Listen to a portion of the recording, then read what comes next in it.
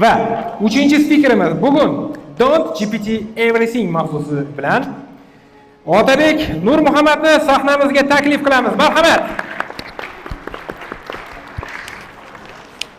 Otabek Nurmuhammad Building Infrastructure Inference for AI Agents sifatida faoliyat yuritar ekanlar. 42uz co-founder, ex-Dropbox, Google'da faoliyat yuritganlar. Marhamat. Gulroz qarsaklar bilan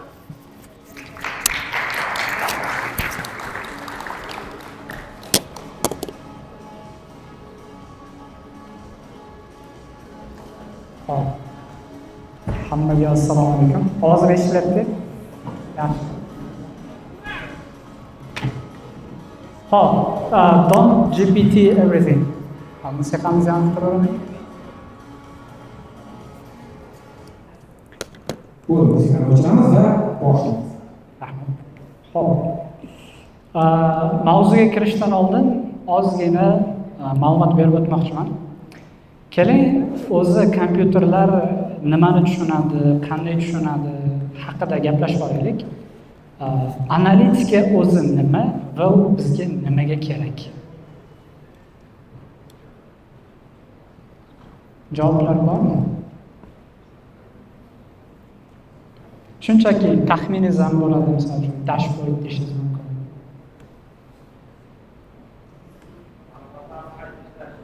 Ma'lumotlarni qayta ishlash yaxshi, yana ma'lumotlar ustida ishlash uchun yana baland aytavering. Zo'r xulosalar olish uchun zo'r. Yaxshi, bitta joyda ko'rish. Hamma zo'r. Demak, hamma har xil fikr bildiryapti. Analitika o'zi bitta narsaga javob beradi. Qaror qabul qilish uchun. Ya'ni qaror qabul qilib, qaysi tarafga yurish uchun. Keling, bitta narsani tushunaylik. Analitika ma'lumotlardan iborat. Biz misol uchun ovozli ma'lumotlar bilamiz, rasm ma'lumotlar, video ma'lumotlar bilamiz. Lekin mana bu nima ma'lumot? Bu nima ma'lumot? Ovoz? İşancız kommi? İşancız kommi? Ovoz. Harakat? Yo'q. Kompyuterga qanaqa tushuntirasiz bu ovoz? E'tiborni qaratish, kompyuterga qanaqa tushuntirasiz? Keraksiz ma'lumot, zo'r. To'g'ri. Keraksiz ma'lumot berib qo'ydim. Xo'p, bu wave, ya'ni to'lqin. Wave'lar haqida bilmasangiz aytib o'taman. Fourier degan odam bo'lgan. Fourier bo'lmaganda biz hozirgi texnologiyalarni bilmasak, misol uchun hozir mikrofonga gapiryapman, ovozim bu yoqdan chiqyapti. Fourier bo'lmaganda Google'ga o'xshagan kompaniyalar katta ma'lumotlarni hisoblashda juda ham qiynalayotgan bo'lardi. Ya'ni u shunchaki o'tiradi-da, o'ynaydi, ya'ni wave'lar bilan, valnalar bilan o'ynab o'tirib o'rganib chiqadi. Wow. Nima qilsam, hamma soundlar sinus diagrammasida aylanar ekan. Deb o'ynab u wave function'ni ixtiro qilib qo'yadi va shuni oqibatida hozir juda ham ko'p revolutionary texnologiyalar ko'rasiz. Demak, misol uchun cloud ishlatasizlar. Hamma cloudy deyishadi, cloud deyiladi. Cloud shuni 0-1lar ixtiro qilgan odam, ya'ni ma'lumotlar 0-1larda aytilsa bo'ladi deb matematik isbotini keltirib bergan odam. Hop, do not GPT everything. Demak, men Google'da va Dropbox'da ko'rgan tajribalarimni bugun sizlar bilan bo'lishib o'tishga harakat qilaman. Hop, unda boshlaymiz. Bugun biz anti-GPT haqida gaplashmaymiz, balki architecture haqida gaplashamiz. Ya'ni GPT ishlatmang, AI ishlatmang emas, uni qayerda qanday ishlatish mumkin, maksimum output olish uchun. Demak, bu bob. Bobni turishiga ahamiyat beringlar. Kim nima ko'ryapti? Yo'q, bu yoqqa qaratmayapti, u boshqa narsa qilyapti. Ko'pchilik buni biratda eslagan bo'lsa kerak. To'g'rimi? Lekin unaqa emas. Bu bobni shunchaki internetdan topib oldim. Yaxshi bo'lar ekan. Shuning uchun bugun biz bob bilan boshlaymiz. So, who's Bob? Bob sales teamni boshqaradi. Ya'ni u odamlarni sotuvga o'rgatadi. Tasavvur qiling, siz kuniga minglab sotuv olsangiz, audiolarni. Nechta audio o'tirib eshitib chiqqan bo'larsiz? ikkita, uchta, uzoq bo'lsa to'rtta audio. Lekin biz audiolarni o'zimiz eshitmasak ham kompyuterlar uni biz uchun eshita oladi. Va biz uni kompyuterga bera olamiz deb Bob ham kallasiga xuddi shu fikr keladi. Ya'ni uni muammosi ko'rib turganingizdek juda ham ko'p kollar bor va ularni qanaqadir analitika qilish kerak. U nima qiladi? GPTni ko'rib qoladi. Ya'ni GPTni ko'rib qoladi. Wow deydi. Ya'ni o'sha GPTga berish haqida o'ylaydi va berishdan oldin mana shu savollar so'raydi. Why are we losing deals? Misol uchun analitikani to'g'ri qilish uchun. Nimaga deallar yo'qotyapmiz? Misol uchun kompetitorlarimizni qaysi birlari mention qilinyapti gaplashayotganda, ya'ni kim nima haqida gaplashyapti, qanday gaplashyapti, bu hafta nima o'zgarishlar bo'ldi. Bular hammasi analitika. Endi Bob ko'radida, wow, generative AI ga biz buni berib yuborsak bo'ladi deydi. Ya'ni hamma narsani o'zgartirib yuboradi bu generative AI. Bo'ldi, Gemini'ga buni beraman, bunga buni beraman deydi va hamma narsani yuboradi GPTga. Ya'ni u text data bo'lsin, video call data va hokazo. Endi u mamlaqa oldiga olib boradida, ya'ni CEOsini oldiga borib, bizda 4 xil plan bor deydi. Keling, 4 qadamni tushuntirib beraman. Birinchisi, biz 1000 ta sales ovozni, ya'ni calllarni nima qilamiz? Olamiz va uni GPTga jo'natamiz. GPTga jo'natganimizdan keyin AIdan analitikani olamiz. Va analitikaga qo'shib 50,000 qarzimizni ham olamiz AIdan. Chunki u qimmat token bills. San Fransiskodagi bir o'rtog'im bir kunni o'zida o'tirib $30,000 yo'q borgan, shunchaki. Bilan o'ynab o'tirib. Shuning uchun bu haqida e'tibor bering, chunki biz aytmoqchi bo'lgan messajimiz nima? Hamma kompaniyada Bobga o'xshagan CEO bor, intern bor, VP bor, misol uchun manager bor, software developer bor. Hamma bor. Sometimes we're Bob. Ya'ni Bobga o'xshaymiz biz ham. Bobga o'xshagan anaqa ahmoqona qarorlar qabul qilib qo'yishimiz mumkin. Agar biz arxitekturasini hisoblamasak. Demak, keling buni matematika tarafidan o'ylab ko'ramiz. Ya'ni 10 minutlik ovozli, misol uchun voice, ya'ni siz klient bilan gaplashdingiz. Va uni so'zlar taxminan qancha so'z ishlatilishi mumkin?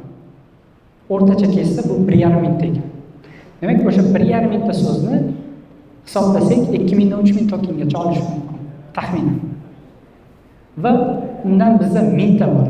Va ko'paytiradigan bo'lsak, ko'rib turibsizki, nechadir million token ketyapti. Ya'ni har bitta token bilasiz, 1 million tokenga misol uchun output token, input token deyishadi. O'shanga qarab AIlar sizni price qiladi.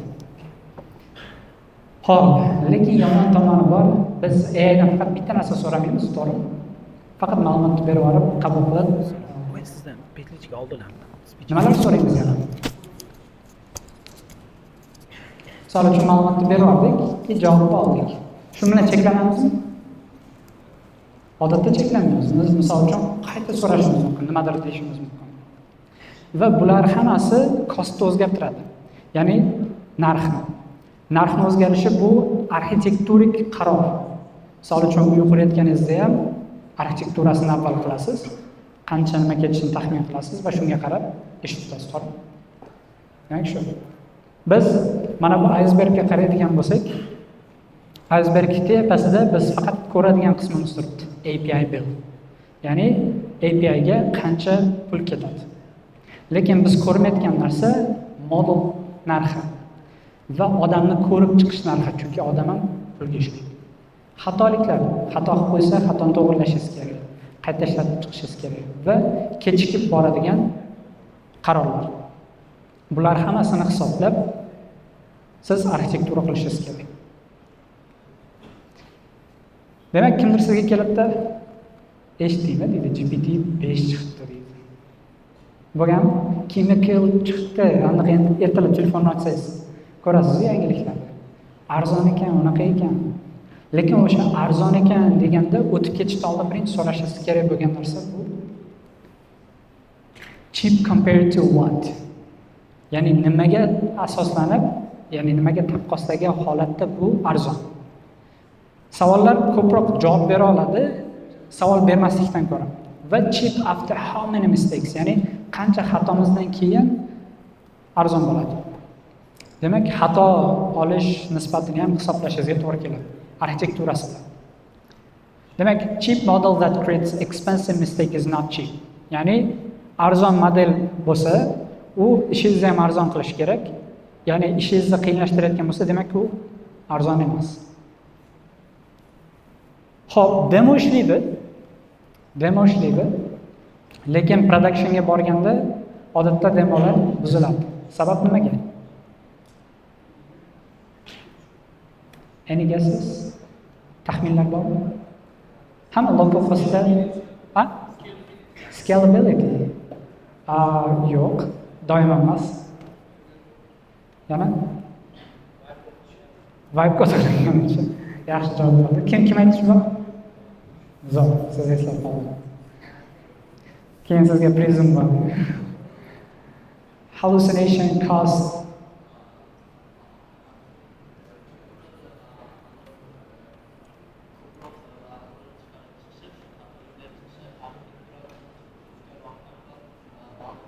yo'q, demoni ishlashi. Demo buzilib qoladi-yu. Keling ko'ramiz. Productionda demolar nimaga buziladi? Demolar buzilishining sabablari juda ham ko'p.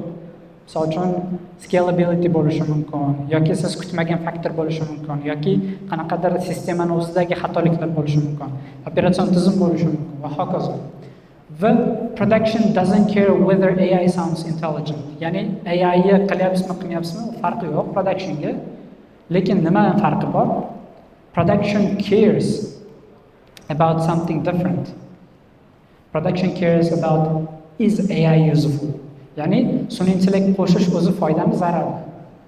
Shu haqida hisoblab o'tishingiz kerak. Biz Dropboxda bitta zo'r case bo'lgan. Kompaniyada ichkarida botimiz bo'lardi, Max degan. Maxga biz buyruq berardik. Buyruq bergan paytimizda u ChatGPT dan borib o'sha agent loopni bajarib keladi. Ya'ni ChatGPT ishlatardi orqada model sifatida. U boradi, sizni requestingizga qarab, misol uchun nimani so'rayapti? Dokument so'rayaptimi? Nimadir qilish so'rayaptimi, tiket ochish so'rayaptimi, shu haqida. Va uni kostini hisoblab ko'rganmiz, juda ham qimmat bo'lgan va kompaniyaga men chiqib aytganman. Biz katta model ishlatish o'rniga nima qilamiz? Kichikroq modelni mashq qildirib, o'zimizning infrastrukturada ishlatsak nima bo'ladi? Va menga CTO bitta gap aytgan. Ali Daston degan CTOmiz bor. Otabek degan try. Ya'ni sinab ko'r degan. O'sha sinab ko'rish natijasida biz ko'rsatib bera olganmiz, kichikroq modelni ishlatish bizga ancha ko'proq foyda keltirishi. Ya'ni ishimizni skopi kichkina bo'lgani uchun, ya'ni masshtabi kamroq ishlaganimiz uchun. Shuning uchun AI ni o'sha yerda ishlatganmiz. Va yana bitta case bo'lgan. Bizda bitta servis bo'lgan, uni natijalarini AI bilan tahlil qilish bo'lgan. Va tahlil qilayotganda berilayotgan promptlar juda xato bo'lgan. Va o'sha xatolikni topish uchun men analiz qilib chiqaman komanda bilan va biz topganmizki, AI bilan buni qilish juda qimmatga tushadi. Undan ko'ra biz SQL bilan qanaqadir operatsiyalar qilib arzonroq yechim qilsak bo'ladi. Hamma eshitdingizmi? Uxlab qolmadinglar? Unda bitta o'yin o'ynaylik, shu yerda o'zi to'xtatib. Bosh barmog'ingizni ko'taring. Sharmanda. Okay. Yana bosh barmog'ingizni ko'taring. Yaxshi. Kimdir bosh barmog'ingizni ko'taring desanglar. Xo'p. Kim bosh barmog'ingizni ko'taring deganda ko'rsatkich ko'tardi.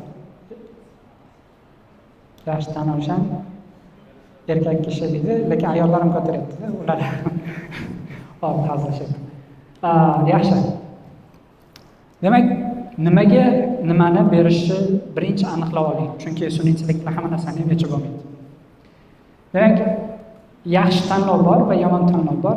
Ask ChatGPT deb yozilgan aytdi. How many calls mentioned pricing deyapti. Undan ko'ra boyagi savolimizga javob, ya'ni nechta calllarga pricingni mention qilinganini, savolini javobini shunchaki biz BI bilan aniqlasak bo'ladi, ya'ni oddiy query bilan. Misol uchun ma'lumotlar omborida hisoblasak bo'ladi. Buni AI dan so'rash shart emas to'kan kattasi. Hop. Bu yerda yozib o'tilgan bitta chiroyli ibora bor. Sometimes the most advanced AI architecture is one well-designed database column deyilgan. Bu case'ga juda ham ko'p misol keltirib beraman. Networkingda kelsangiz, balkim birga o'tirib gaplashamiz. aynan Big Tech'da ko'rgan narsalar haqida sizga ajoyib haqiqatlarni gapirib berishga tayyorman. Ya'ni boya aytgandek, BI o'ziga BI ishini, AI ga AI ishini berishimiz kerak. O'shaning uchun database qila oladigan ishlarni AI ga berish shart emas. Va siz investor chiqib turib, hey, we added a boolean column demaydi. Misol uchun, pulni kattaroq aniqlash uchun, просто true false qo'shgan. Shuning uchun aniqlaydi. Va AI tasavvur qilishingiz uchun Einsteinga o'xshaydi, hamma narsani biladi. Siz undan qanaqa naskin kiyasan deb so'rashingiz yoki naskin qayerda deyishingiz noto'g'ri. Lekin juda ham ko'pchilik odamlar shunday savol berishadi. Demak, AIdan to'g'ri savol so'rashingiz kerak. Trust me bro benchmarklarga ishoninglar. Anaqa brat ishoning, yirtib yuboraman deydi. O'sha hammasi yolg'on bo'ladi. Imkon qadar shu narsaga e'tibor bering. Ya'ni math talks, ya'ni matematika bu yerda gapirish kerak. Keling, ba'zi advice'lar berib o'taman. Bu xulosa qilish uchun. Start with decision, not the model deyapti. Nima degani? Which model should we use degan savolni berishdan oldin biz savolimizni yaxshiroq qilishimiz mumkin. What decision will change? Misol uchun, who makes that decision? Ya'ni nima qarorlarimiz o'zgaradi? Qarorlarni kim qabul qiladi? Nimaga asoslanib qaror qabul qiladi? Sistema xatolik ketib qolsa nima bo'ladi? Keyin savolga javob qanchalik tez keladi? Mana shunaqa savollarni avval o'zingizdan so'rab oling. Ya'ni modeldan oldin, arxitekturada. Ikkinchi beradigan tavsiyam, build the test before building the system. Ya'ni hozir biz nima davrda yashayapmiz?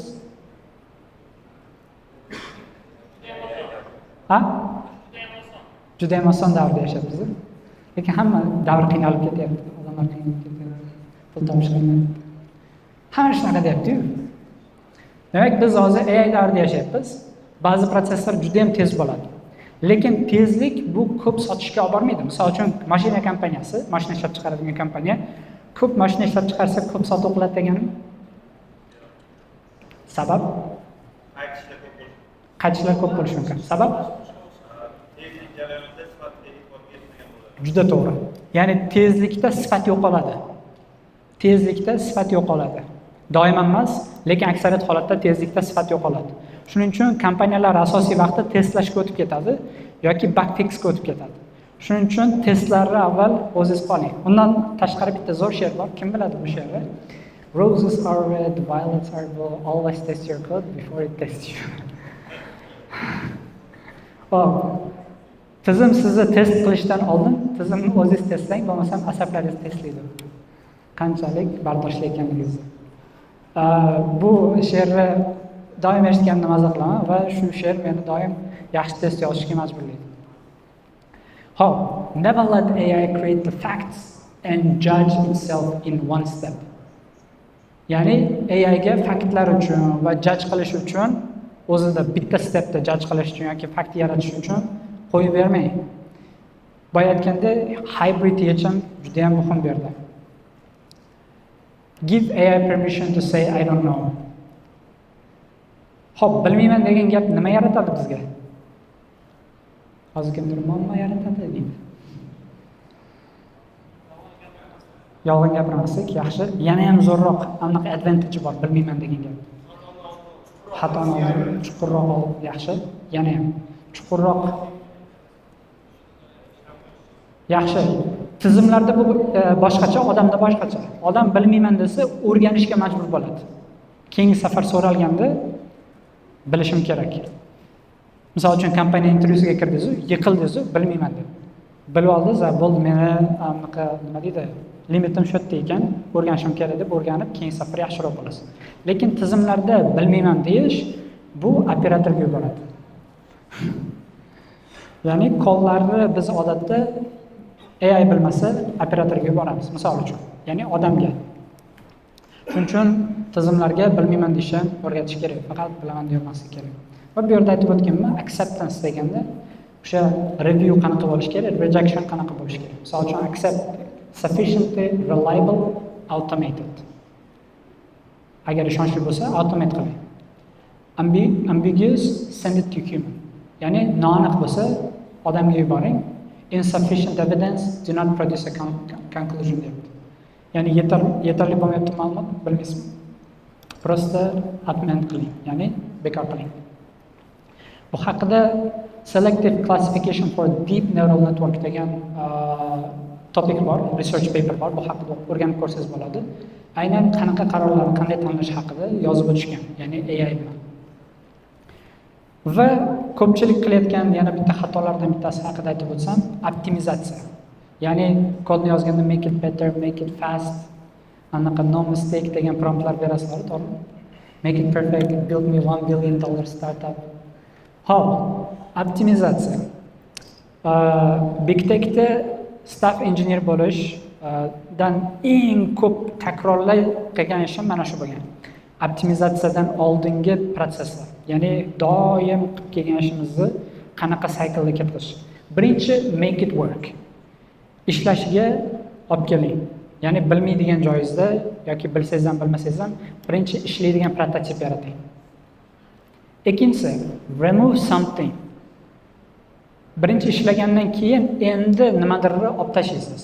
Misol uchun ko'rib turganingizdek, biz complicated narsa berib o'tganmiz. Ya'ni murakkab qilib yasaganmiz. Buni endi soddalashtirish uchun ozgina qismlarni olib ko'ramiz. Misol uchun sistemadan mana narsani olib ko'ramizda, qani ishlarmikan? Ishlasa zo'r joyga qo'yamiz. Ko'ryapsiz, sekin-sekin olasiz narsalar. Keyin bu prosesni davom ettirasiz va oxirida endi optimizatsiya qilasiz. Optimizatsiya nima bo'ladi? Optimizatsiya tanlov bo'ladi o'z aslida. Optimizatsiya nimandir tanlab, nimandir yo'q deyish. Shuning uchun know your trade-off deganman. Siz nimani tanlaysiz? Nimaga optimizatsiya qilasiz? Misol uchun ba'zi tizimlar pulga optimizatsiya qiladi. Ba'zi tizimlar nimaga optimizatsiya qiladi? Tezlikka optimizatsiya qiladi. Misol uchun data centerlar bor. Mana AIlar hozir data center ishlatadi. Sun'iy intellektlar juda ko'p hisob-kitobdan iborat. Endi hisob-kitob jarayonida bizga nima ko'proq kerak? Resurs kerak. Qanaqa resurs? Tok kerak, hardware kerak. Bu hammasi qattiq qismlar, to'g'rimi? Qattiq qismlar tekinmi? Yo'q. Lekin agar biz tizimlarni pulga optimizatsiya qilsak, o'sha qattiq qismlarni olib tashab, ya'ni qo'shmasdan o'shani ko'proq optimizatsiya qilish haqida o'ylaymiz. Agar biz tezlikka optimizatsiya qilsak, biz puldan ketishga rozi bo'lamiz. Ya'ni trade-offingizni shuning uchun bilib oling, qaysi yo'lga qarab ketyapsiz. Biz VoiceLab startapni quryapmiz hozir. VoiceLabda ham aynan mana shunaqa call metrikalarni hisoblash bo'yicha va hokazo analitika ishlarida biz xuddi shu proseslarni qo'llaymiz. Ya'ni analitikani qanday qilishimiz kerak, nimani AIga berishimiz kerak, nimani AIga bermasligimiz kerak. Bu speech, ya'ni bu talk juda ham texnik bo'lishi mumkin edi. 3 kun oldin o'zgartirish boshladim. Organizatorlar bilan gaplashgan holatda ko'pchilik texnik bo'lmasligi mumkin deb kutdim. Ammo ko'proq texnik yechimlar uchun kelsangiz bemalol gaplashamiz. Va bu haqida javob berishga xursand bo'laman. Thanks for your attention.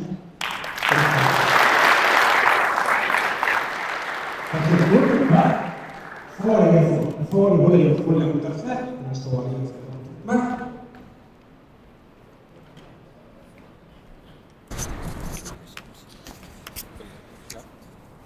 Assalomu alaykum. Rahmat taqdimingiz uchun. Men savolim token narxlari bo'yicha edi. O'zingizni shaxsiy fikringizni bilmoqchi edim. Hozir Balandroq ayta olasizmi?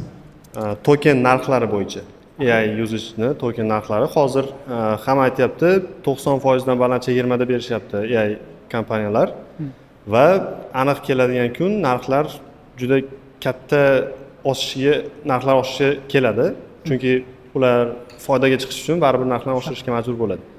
Va u kun qanaqa bo'ladi dasturchilar uchun, katta kompaniyalar uchun va o'sha Anthropic, OpenAI o'xshagan firmalar uchun? Nima deb o'ylaysiz? Hozir eshikdan chiqib ketsam qanaqa bo'lishini bila olmayman. Siz hozir industriya haqida. But you can guess. Juda ham guess qilishim uchun juda ham ko'p faktorlar sababchi bo'ladi. Xo'p, kompyuter qimmatlashib boryapti. Elon Musk eshitgan bo'lsangiz, nima dedi? Biz space'da, ya'ni koinotda serverlar quramiz dedi. Nima foydasi bor bizga space'da qurish? Narxlar. Nimani narxi tushadi? Sovutish narxi, data center narxi tushmaydi. Hardware o'sha pulga sotib olishyapti. Roketni chiqarishga yana o'sha pul ketkazishyapti. Tekin energiya. Energiya tarafini yutishimiz mumkin, lekin degan joyi bor ekan. Xo'p, data centerda ishlaganman. Dropboxda 3 ta data center qurilishida 3 ta regionda qatnashganman. Birinchisi Frankfurtda, ikkinchisi Singapurda va uchinchisi Germaniyada. Data centerlardagi bitta katta muammoni gapirib beray. Hozir biz gaplashib turganimizda Google'da qaysidir data centerlarda nimadir storage kuyib qoldi, chip kuyib qoldi, GPU kuyib qoldi. Va bu har minutda bo'ladigan proses. Endi tasavvur qiling, kosmosga odamni chiqarish arzonmi? Sizga faqatgina u visionni berishyapti. Misol uchun biz kosmosda bu tekin, bu past narxda, bu bunaqa narxda, lekinchi maintenance, ya'ni uni doim qo'llab-quvvatlash, ya'ni nima deydi? Doim ta'mirlab turish, doim qarab turish narxchi. Bu haqida hech kim gapirmayapti. Ya'ni aytganimda siz bir tomonini ko'rasiz, ikkinchi tomoniga ham qarab ko'ring. Shuning uchun baribir aytib bera olmayman nima bo'lishini. O'ylaymanki, o'ylaymanki savollarga javob topdilar va bizda keyingi savolimiz bor. Undan so'ng yo'l tomonga boramiz. Assalomu alaykum. Hop, mana shu AI ni chiqqandan beri ishlatib kelaman kod yozishga. Endi siz ham ishlatib kelasiz. O'zingizni ishingizdan kelib chiqib, mana shu AI ni optimal ishlatish bo'yicha kodni to'liq o'qitib olish, shu bo'yicha bir o'zingizdan real case aytsangiz, hayotingizdan, ishingizdan bo'lgan holatlar. Xo'p, AI ishlatishda kim birinchi plan qiladi? Men to'g'risini aytinglar deyman. Xo'p, plan qiladi. Yaxshi. Planni kim o'qib chiqadi? U ko'p narsa beradi. Qo'rqmasdan ko'taravering. Planni o'qib chiqadiganlar. Plan qilasizlar, zo'r, lekin planni o'qib chiqasizlar. Yaxshi, planni samara qilasiz. Xo'p, AI bilan kodlashni boshladim yaqinda, ishlar topshirish boshladim. Va keyin bu fikrimdan qaytdim va yana o'sha eski holatga qaytish boshladim. Ya'ni yana qo'lda kod yozishga. Nimaga? AI bilan prototip qilyapman. AI bilan yomon tomoni bor, ishlashni o'rganmaysiz odatda yoki kam o'rganasiz. Ya'ni AI ko'p narsani siz uchun qilib beraveradi. Natijada sistemada nimalar bo'layotganini bilmaysiz. Ya'ni siz black box ishlatib, yana bitta black box quryapsiz. Ko'p vibe coderlardan so'raymanda, men bu qismini qanaqa qilyapsan desam aytib bera olmaydi. Mana bittasi vector database ishlatibdi-da, qidiruv tizimiga. So'radim, nima searching algoritm ishlatyapsan desam, bilmasam, search qilyapti, qidiryapti. Qanaqa qidirish algoritmini ishlatyapsan? Chunki qidirishda juda ham ko'p algoritmlar bor. BFS bor, misol uchun DFS bor, yoki nearest neighborhood bor, misol uchun KNN deyishadi. K-nearest neighborhood yoki approximately nearest neighborhood algoritm bor. Ularning har birini o'zining ishlatiladigan joyi bor. Ya'ni siz qanchalik bu narsani yaxshi bilishingiz ham muhim bu yerda. Shuning uchun AI ga bersam, men juda ham ko'p narsada yutqazdim. Va shuning uchun hozir nima qilaman? Bilmaydigan joyimni AI dan so'rayman. Nimani o'zgartirsam nima o'zgaradi? AI bilan prototip quryapman va o'zim kirib o'zgartirib chiqyapman o'sha qisqartiriladigan joylarni qisqartiryapman. Bu ham natija, bu ham yaxshi tezlashtirish beryapti. Lekin buni ham qanaqadir optimal yo'lni topishga harakat qilyapman. Hozircha mening use case'im shu. Agar javob bera olmasin. Demak, bizda so'nggi savol egasi bor. Assalomu alaykum.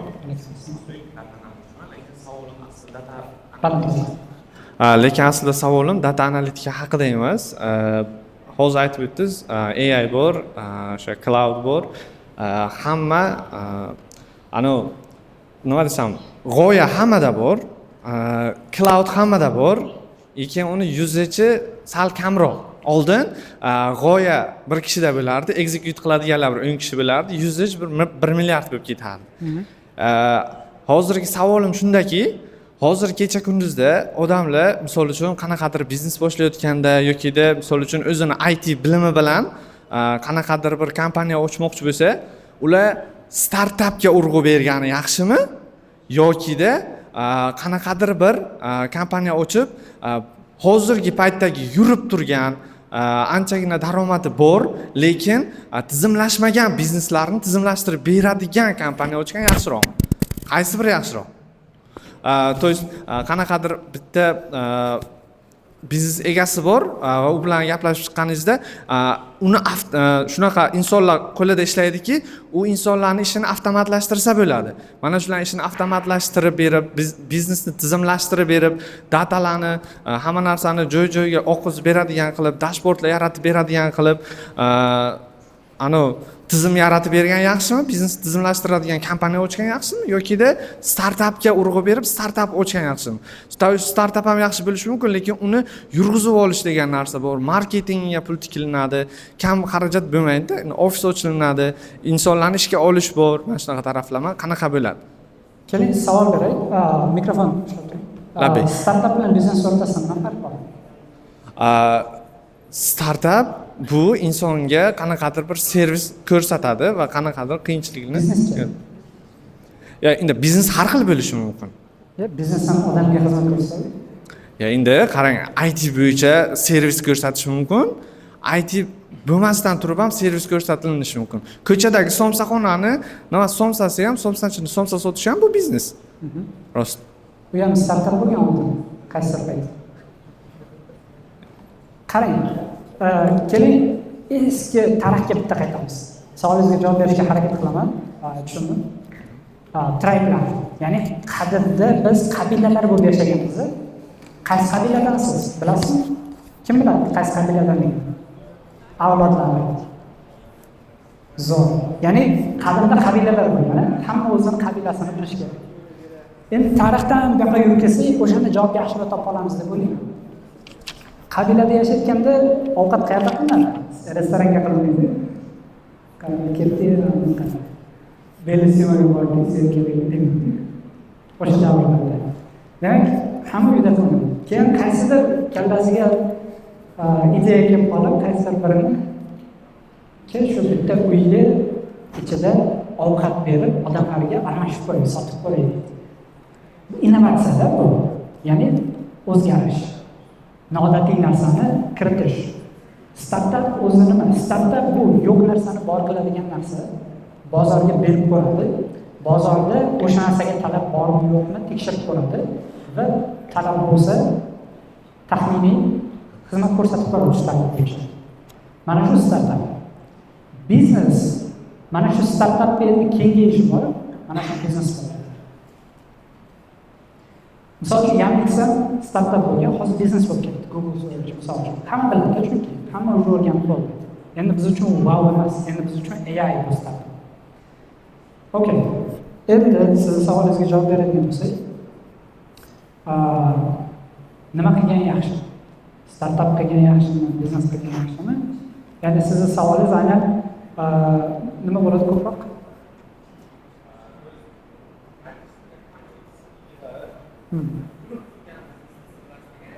Bo'ldi.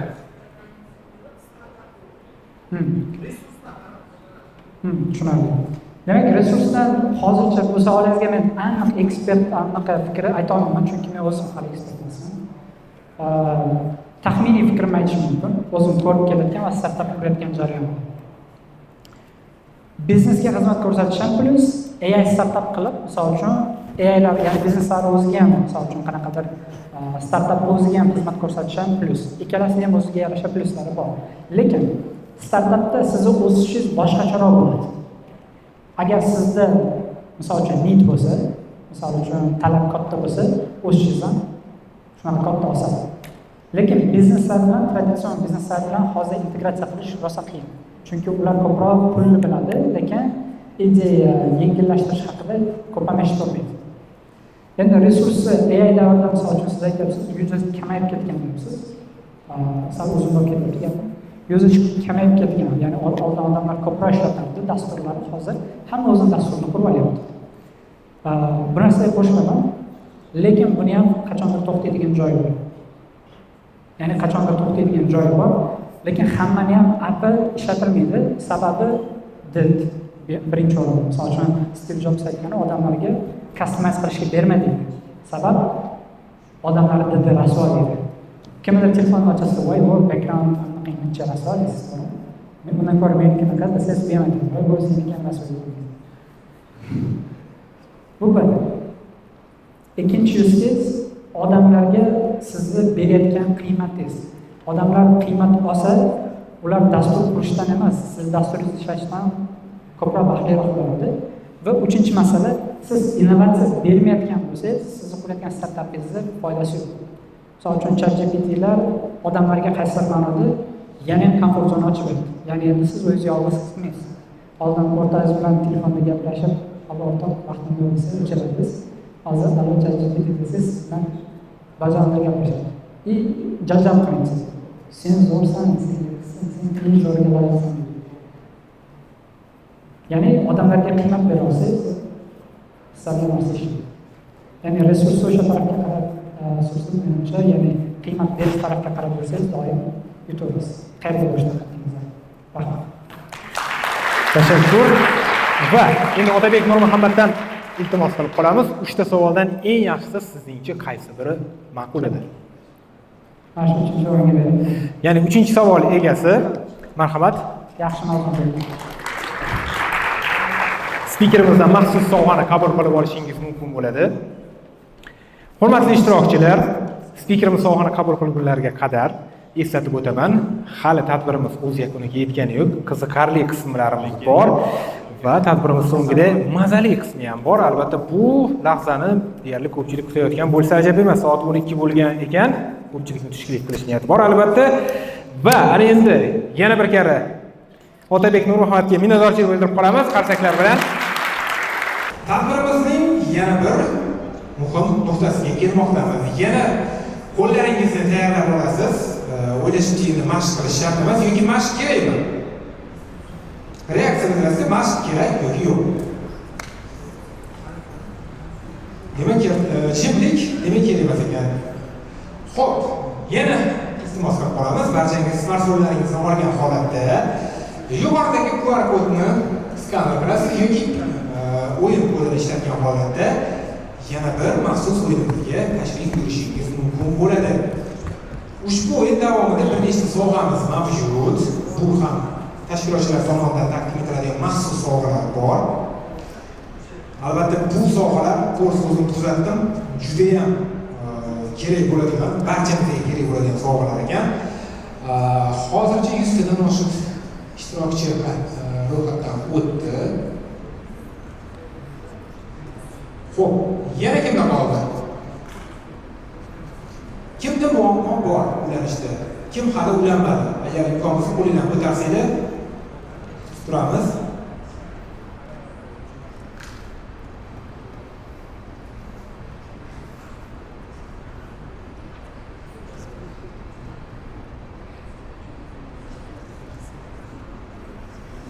Xo'p, hurmatli ishtirokchilar, hozirgina berilgan ma'lumotlarga ko'ra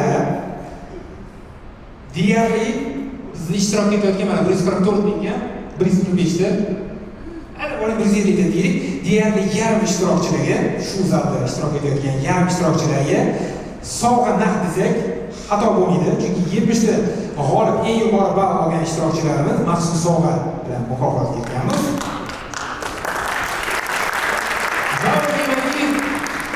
Ro'yxatdan o'tganlar soni 150 taga yetdi. Hamma ro'yxatdan o'tdimi? Kim qoldi? Hop, sizni kutamiz.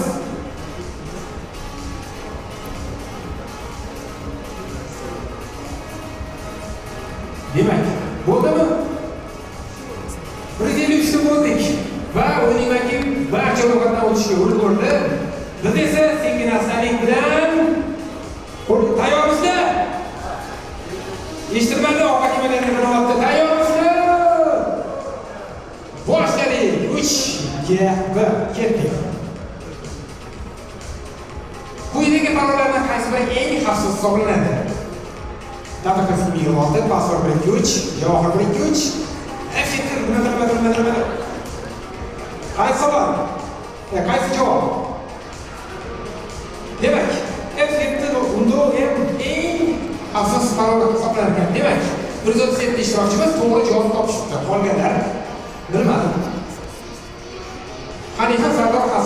zaten reytingimizni boshqarishni boshlashdi. Keyingi savolga o'tamiz va VPN ishlashning asosiy afzalligi nima?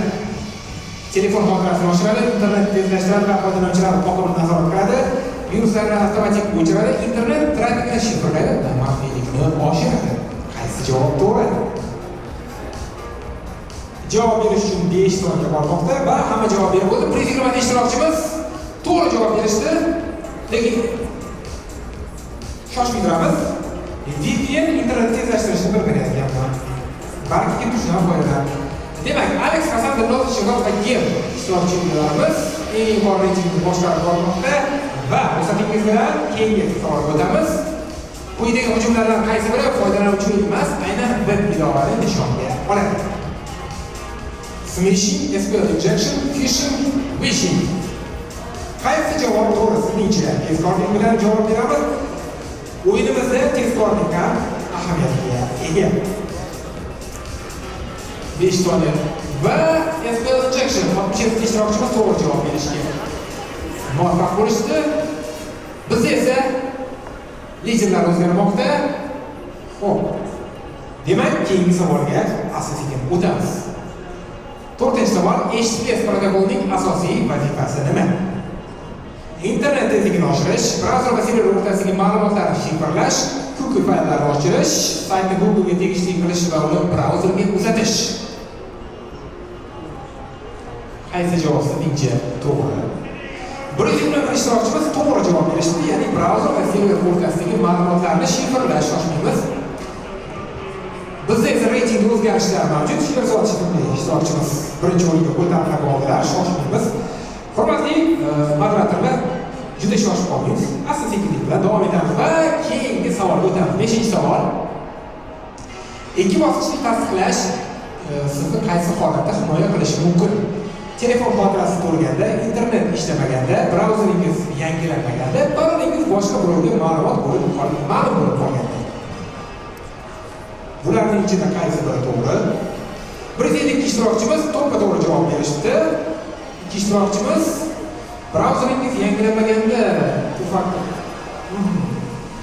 antika holat bor. Videolarni ko'ramiz. Bizda esa o'zgarish juda ham ko'p emas va biroz pauza olamiz. Hurmatli ishtirokchilar, tushunaman, bu liderlar orasida ro'yxatda ba'zi birlaringiz bo'lmasligi mumkin, lekin hali ham bo'lsa sizning imkoniyatingiz bor. Tezkorlik va to'g'ri javob berishingiz natijasida siz eng yuqori pog'onadan joy egallashingiz mumkin bo'ladi. Hurmatli ishtirokchilar, keyingi 5 daqiqaga tayyormisiz? Eshitilyapti? Demak, ketdik. Keyingi savolga o'tamiz. True or false? VPN internet trafikingizni shifrlaydi va siz tashkil etilgan zararli saytni avtomatik ravishda xavfsiz qilib qo'yadi. True yoki false? Qaysi biri to'g'ri?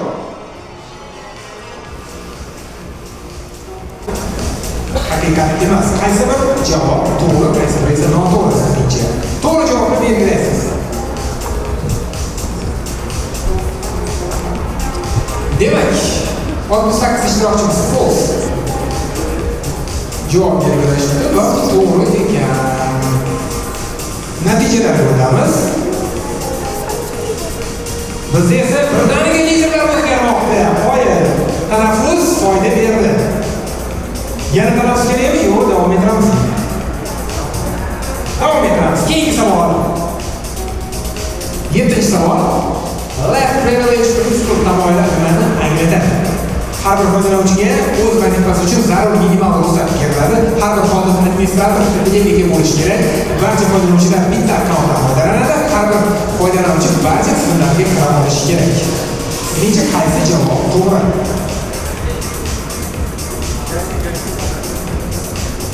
Va bizda 116 ishtirokchi to'g'ri javob berishdi. Har bir foydalanuvchiga o'z vazifasi uchun zarur minimal ruxsat beriladi. Demak, javoblarga o'tamiz. Bizda esa liderlar birdaniga o'zgarmoqda. Mentis Fergus ishtirokchimiz keyin yuqori o'rinlarga ko'tarilib oldi. Bo'sh kelmaymiz. Davom etamiz. Keyingi savolga o'tamiz. 8-savol. Quyidagilardan qaysi biri personal data, shaxsiy ma'lumot hisoblanadi? Wi-Fi nomi, monitor modeli, IP manzil, operatsion tizim nomi. Qaysi javob sizningcha to'g'ri qaysi bir personal ma'lumot hisoblanadi. To'g'risi aytaman, bu kitoblar juda ham hozirgi aktual, muhim kitoblar bo'ladi. Ichida juda ham yaxshi ma'lumotlar keltirilgan ekan, biroz o'qib chiqishga ulgurdim tadbir davomida. Ishtirokchilardan so'rab qolardim, g'oliblarimizdan ushbu kitoblarni yo'qotmang va o'qib bo'lganingizdan keyin albatta jamoadoshlaringiz bilan bo'lishingizni, ijodingizdan ko'tarmang. Va bizda endi keyingi g'oliblarimiz 21-dan 40-o'ringacha o'rin egallaganlarni sahnamizga taklif qilamiz. Marhamat, smartfoningizga qarang va agar 21-dan 40-o'ringacha bo'lgan ishtirokchilarimiz mavjud bo'lsa, sahnamizga tashrif buyurishingiz mumkin. Marhamat.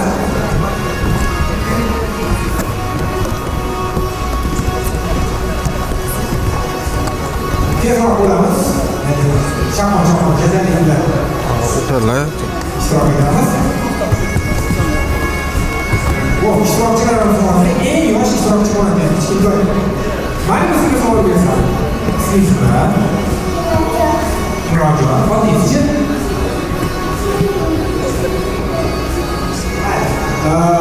To'g'ri aytaman, bu kichik hazilida bizlarning yoshligimizda bu hazilga noto'g'ri javob berardik. Ya'ni ism birinchi ism so'ralgan ism, otingiz deganda familiyasini aytardik. Hozirgi yoshligimiz o'ta aqlli, bunaqa nimaga uchmaydi va keyingi ishtirokchilarimizga ham yana maxsus sovg'alar taqdim etiladi.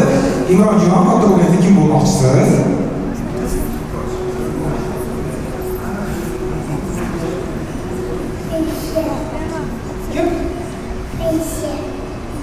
Prezidentmi? Politsiyami? Молодец. Baraka toping.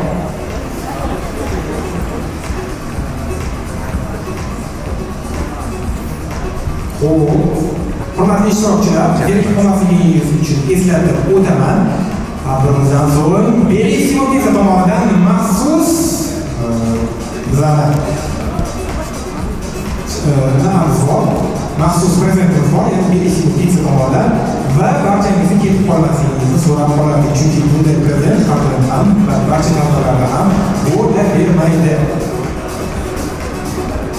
Eslatib o'taman, bugungi tadbirimizni Microsoft Developers Community Mixer hamda Domo tomonidan tashkillashtirishmoqda. Tashkilotchilarimiz Qo'llarimiz Click, raqamli texnologiyalar vazirligi, Bellissimo Pizza va Map Innovation. Media hamkorlarimiz Art, Pivot, GDG hamda UZKix.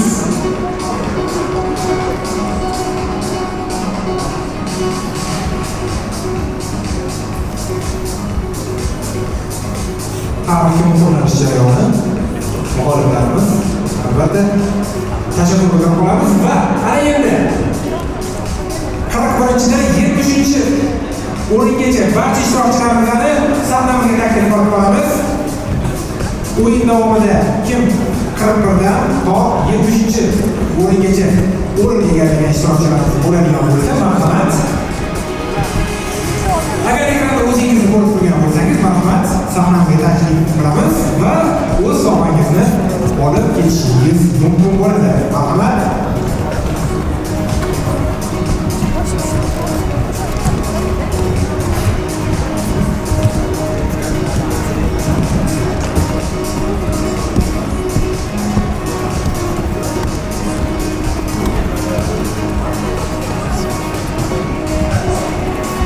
Mashina o'tolishmi?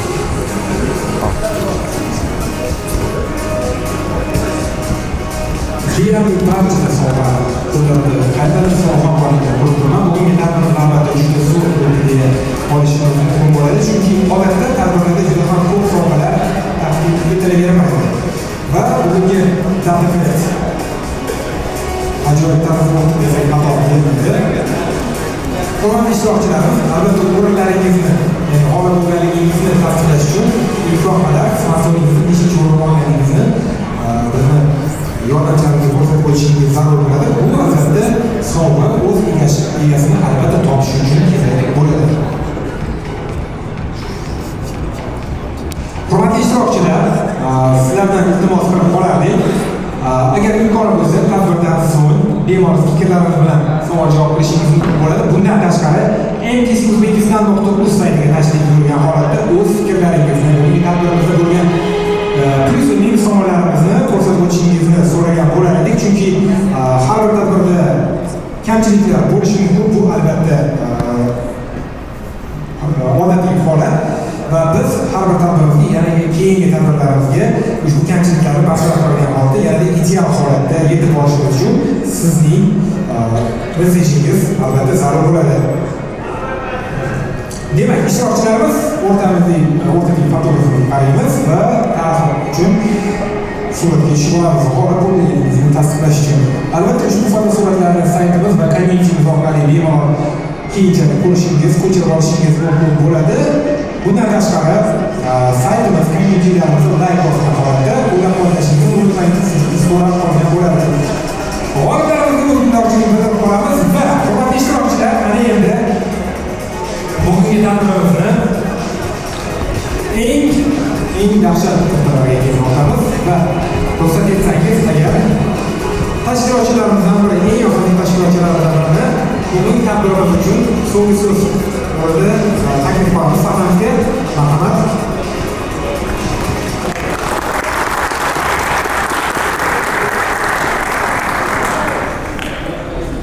Assalomu alaykum hammaga. Qadrdonlar, kelganlar uchun kattakon rahmat. Odatda ma'ruzaga tayyorlamayman, tanishlari qilishadi. Shuning uchun AIga o'xshab bitta so'z oldindan generate qilib ketaman. Kamchiliklarga rozi bo'lasizlar. Chunki biz o'zi Firdavs aka bir yil oldin taklifini berganda o'zi 20 kishilik, 15 kishilik tadbir qilamiz deb o'ylayotgandik. Archiliklar bilan keyin Kengaga ketib qolib, shu holat kelib qoldi. Orqasidan Klik qo'shildi, yana hamkorlarimiz Domo asosida tashkilotchilar birgalikda asos soldik bunga. Keyin mana Belishmo qo'shildi, boshqa bo'ldi. Shu bilan kattalashib ketdi. Shunga kamchiliklarga rozi bo'lasizlar, vaqtinglarga rozi bo'lasizlar. Endi hozir bitta asosiy qism qoldi, ikkita. Shu yerda bitta общий guruh foto qilsakda, spikerlar, hamma mehmonlarimiz ham bor. Undan keyin ABET networking sessiyasi bo'ladi. Sizlar taniydigan ko'p aktiv blogerlar ham bor yerda. Bemalol chiqib maslahat olsanglar bo'ladi. Kompaniya direktorlari bor, mutaxassislar bor. Jahongir aka aytgan boshdagi network sessiyani davom ettirsanglar bo'ladi. Ishimliklargacha bor. Rahmat. Endi hozir Jahongir aka hammani shu yerga chaqirsak ham o'zingiz bilasiz, joylashtirishdi. Hurmatli ishtirokchilar, barchangizni tadbirimizning kulminatsiya qismini tashkillashtirishga yordam berishingizni so'rab qolamiz va quyi qismidan iloji bo'lsa 2-3 qator bo'lib, iloji bo'lsa mana shu 3 qator turib olsaydi, bizlarni surat ko'radigan hamkasblarimiz barchamizni ta'rifga muhrlashlari uchun.